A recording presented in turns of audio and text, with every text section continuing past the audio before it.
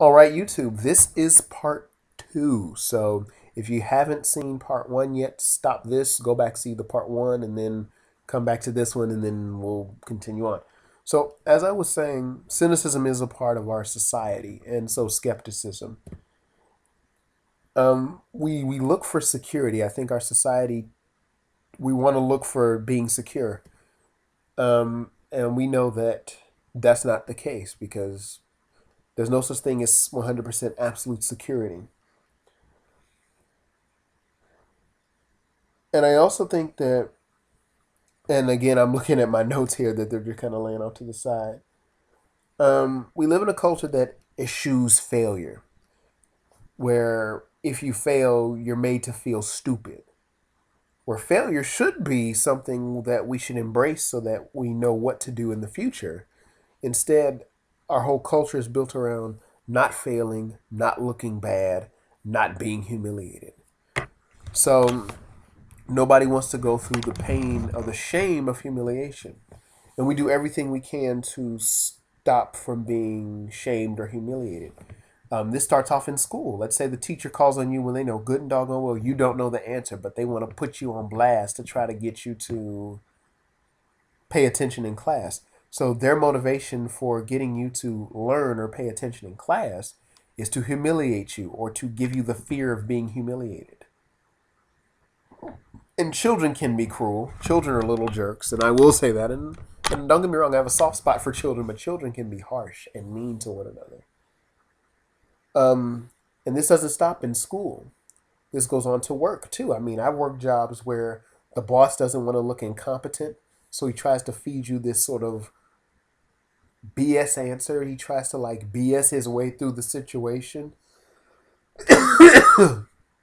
He tries to BS his way through the situation so he doesn't come off looking bad. And I've been guilty of that too. I worked in a call center once, and there'd be times where I really genuinely didn't know the answer. And the customer asked me a question I couldn't answer. So I had to try to finagle and BS. Have you ever done that when you've called a customer service line and you ask them a simple question and they want to hem and haw and duck and dodge you, or a politician?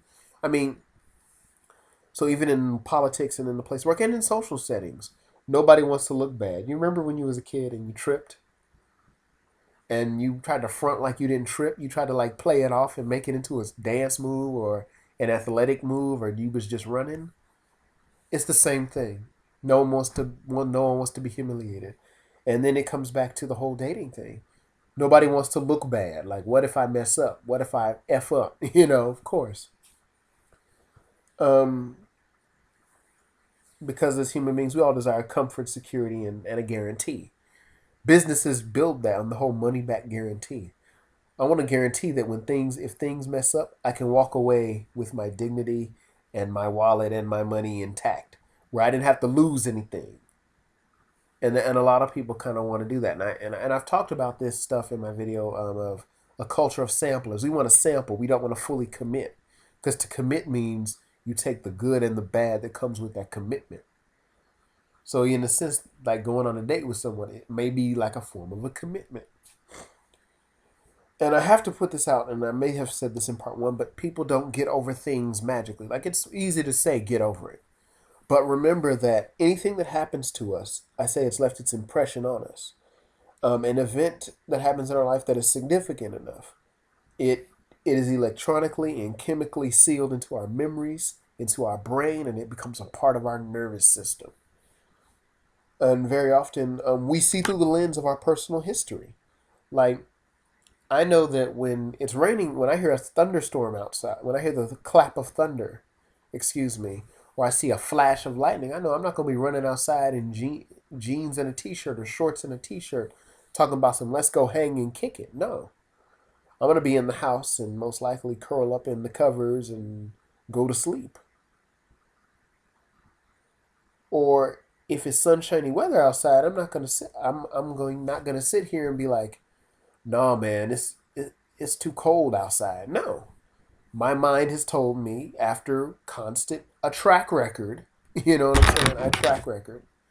And that track record basically tells me, "Oh, this is what happens when these variables are in play." So let's say something really bad happened in your life. Well, certain variables may be there. So when let's say you're dealing with this new person, let's say they do something that triggers the old memories and the old responses. And again, I'm not saying this is a rationale to not seek companionship, but I'm gonna let you know that there are going to be obstacles to that. There are obstacles. So yes, we can say, and I sometimes think that maybe some of us need some therapy to deal with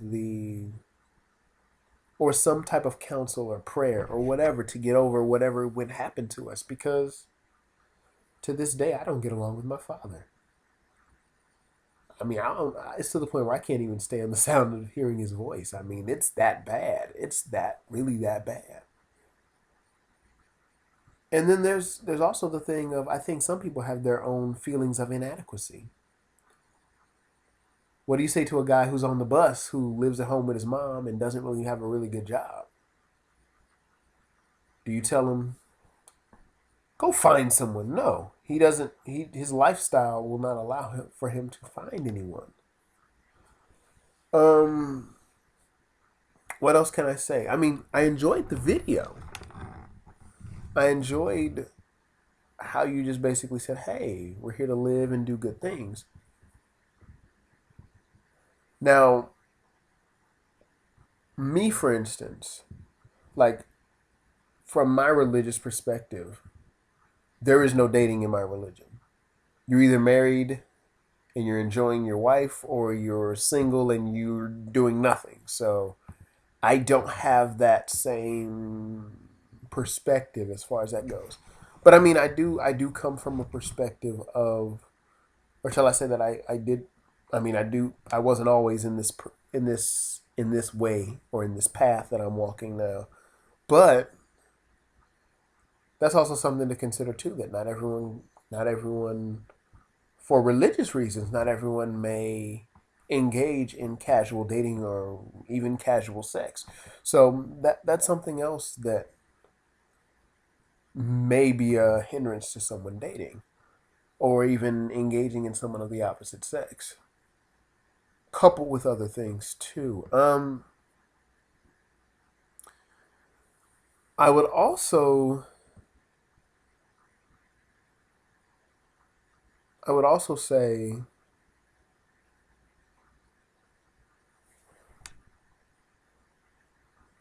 I don't know. I think I've made most of my points.